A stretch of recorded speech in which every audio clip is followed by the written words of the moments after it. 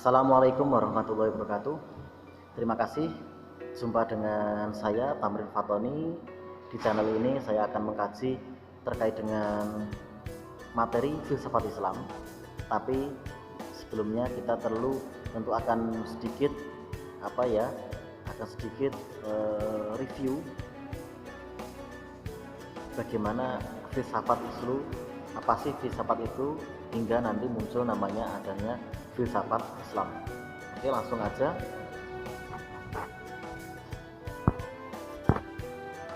Yang pertama, ini banyak teori ya. Kalau kita buka buku-buku, banyak sekali teori yang mengatakan terkait dengan filsafat.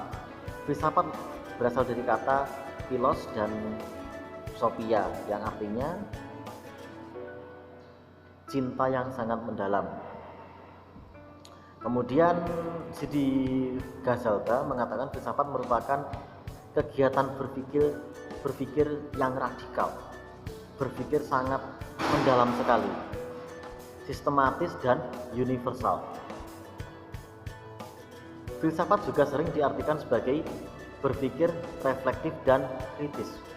Jadi berpikir ketika reflektif kritis namanya filsafat Islam. Oke, kita lanjutkan lagi. Ada beberapa definisi dalam filsafat.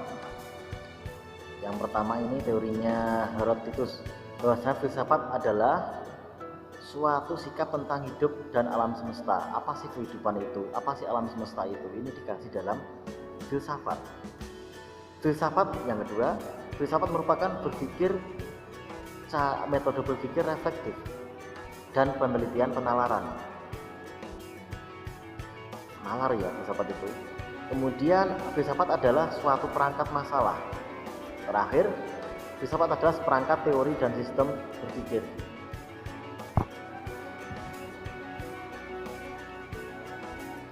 Terkait histori, filsafat dikaitkan dengan Yunani karena lahirnya keilmuan ini berasal dari Yunani.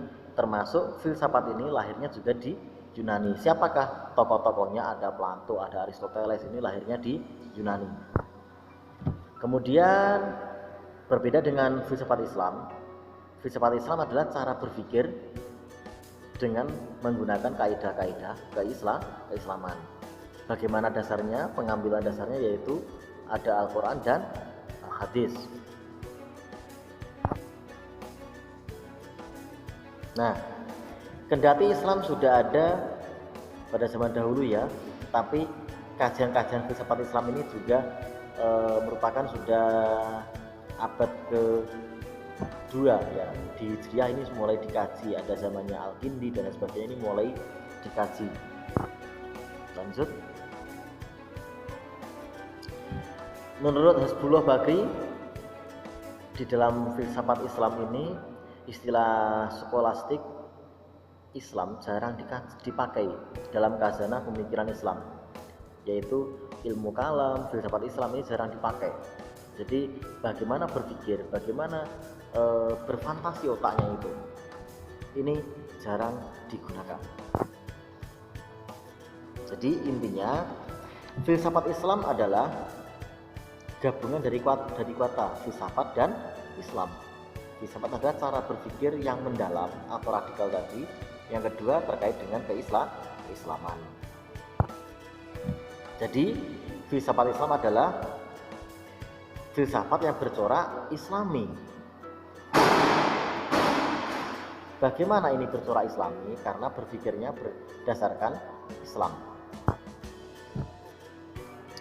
Filsafat Islam adalah pemikiran-pemikiran filsafat yang memberikan kontribusi pada Islam.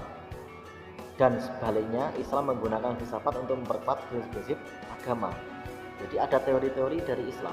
Ini dikaji melalui keilmuan filsafat. Begitu juga sebaliknya, ada teori-teori filsafat ini dikaji dalam kaidah-kaidah keislaman tanpa melanggar ajaran-ajaran Islam. Ini ya. Kajian dari filsafat Islam semata-mata tidak rasional, karena ini sudah ada dasarnya yang yaitu terkait dengan Al-Quran dan hadis untuk dasarnya. Tinggal kita mengupas bagaimana fadilahnya, bagaimana manfaatnya dan lain sebagainya. Karakteristiknya filsafat Islam yaitu membahas yang sudah ada di filsafat Yunani, dikaji lagi dalam filsafat Islam. Selama tidak melanggar, dikaji lagi tidak apa-apa. Seperti contoh tokoh-tokohnya Al-Kindi, sudah ada tokoh-tokoh yang mengkaji dari filsafat Islam. Kita lanjutkan lagi, filsafat Islam ini membahas terkait masalah yang belum pernah dibahas dalam filsafat sebelumnya, seperti filsafat kenabian, ini belum dikaji sebelumnya. Kemudian dalam filsafat Islam terdapat pemanduan antara agama dengan filsafat, antara agama dan filsafat dipadukan. Bagaimana menganalisanya? Antara akidah dengan hikmah, antara wahyu dengan akal. Tidak boleh akal melebihi batas nalar dari wahyu. Nah, perbedaannya antara filsafat Islam dengan Barat. Kalau filsafat Barat,